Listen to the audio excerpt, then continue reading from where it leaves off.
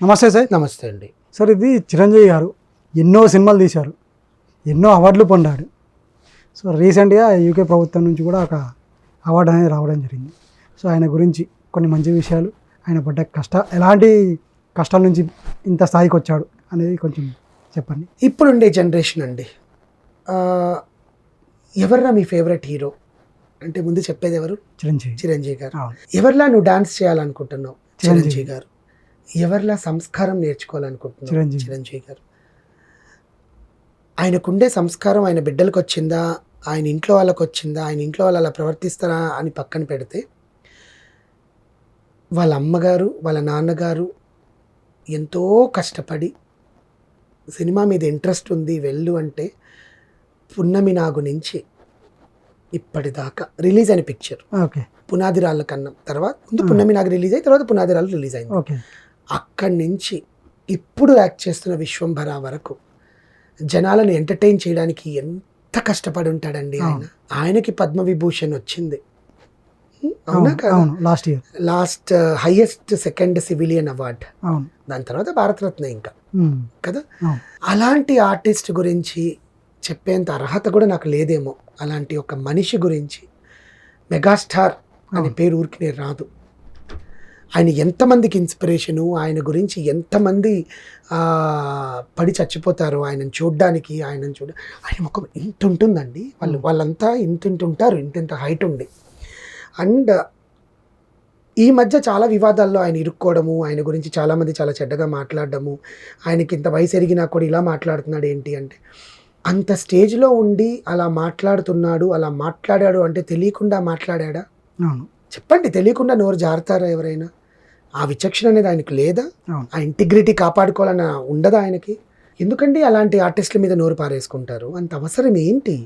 మన దేశంలో వచ్చిన గుర్తింపు కన్నా వేరే దేశాల్లో కూడా, యూకేలో హౌస్ ఆఫ్ కామన్స్ వాళ్ళు life time achievement award Chiranjeevi గారికి యూకేలో ఇచ్చారు. ఆయనకి యూకే పౌరసత్వం ఉంది, యాజ్ ఎ యూకే సిటిజన్షిప్. ఈ మధ్య కూడా మమ్ముట్టి గారికి క్యాన్సర్ ఉంది, అక్కడ మెగాస్టార్కి క్యాన్సర్ ఉంది అని చెప్పి, ఇక్కడ చిరంజీవి గారికి క్యాన్సర్ ఉంది అని చెప్పి మాట్లాడుతున్నారు. అసలు వాళ్ళ అమ్మగారికి హెల్త్ బాగాలేక హాస్పిటల్లో చూపించుకోవడానికి వెళ్తే వాళ్ళ అమ్మగారు పోయే స్టేజ్లో ఉన్నారని మాట్లాడుతున్నారు.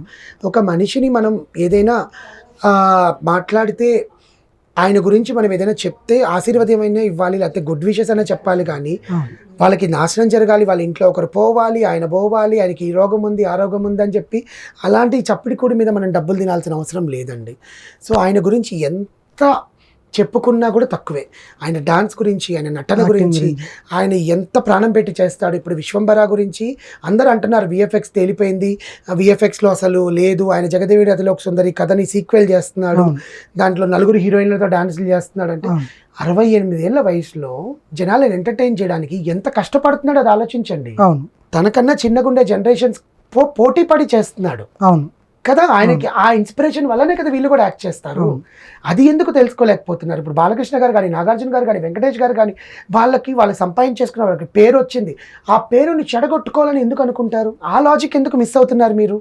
మీ పేరుని మీరు చెడగొట్టుకుంటున్నారు మీరు మాట్లాడే మాటల వల్ల అని మనం నిందిస్తున్నామే తప్ప, వాళ్ళు ఎందుకు చెడగొట్టుకుంటారని ఎందుకు ఆలోచించట్లేదు?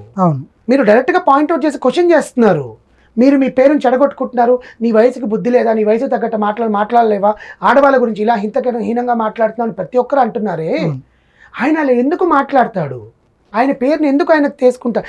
ఇంతకాలం జనాలకి నేను సేవ చేయాలి, జనాలతో నేను ఉండాలి, ఆ జనాలకు నేను ఎంటర్టైన్మెంట్ ఇవ్వాలి, నా డాన్సుల కోసం పడిచేస్తారు, దానివల్ల 4 24 క్రాఫ్ట్స్ మెన్ బతుకుతారు, ఆ కొత్త డైరెక్టర్లు ఇండస్ట్రీకి వస్తారు, సినిమా నిలబడుతుంది, తెలుగు సినిమా నిలబడుతుందని ఇంత ఆలోచిస్తున్న మనుషుల గురించి ఎందుకు నెగిటివ్ క్రియేట్ చేస్తున్నారు? ఒక మాట అన్నారు అనుకుందామండి, చిరంజీవి గారు కదా అనింది, చిరంజీవే అన్నాడు అంటే మేము అనకూడదా అని ఎందుకు తీసుకుంటున్నారు?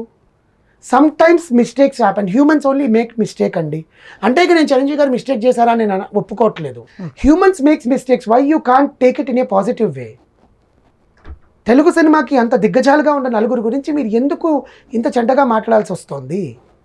సో చిరంజీవి గారికి హౌస్ ఆఫ్ కామన్స్ నుంచి లైఫ్ టైం అచీవ్మెంట్ రావడం చాలా గర్వకారణం. మా ఛానల్ తరఫున కూడా కంగ్రాచులేషన్స్. Thank you.